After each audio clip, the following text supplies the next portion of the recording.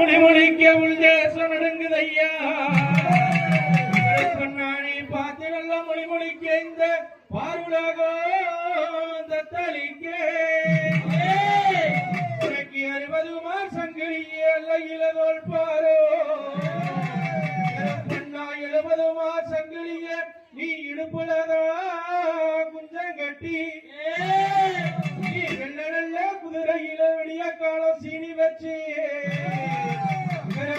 நீ சட்டவரே குதிரையில சாயங்காலம் சீனி வச்சு குதிரையில எடுத்தடிச்சா பொன்சவுக்கே கருப்பண்ண சாடுறாரு குதிரையில எங்கன்னா சாஞ்சடிச்சாரு பொன்சவுக்கே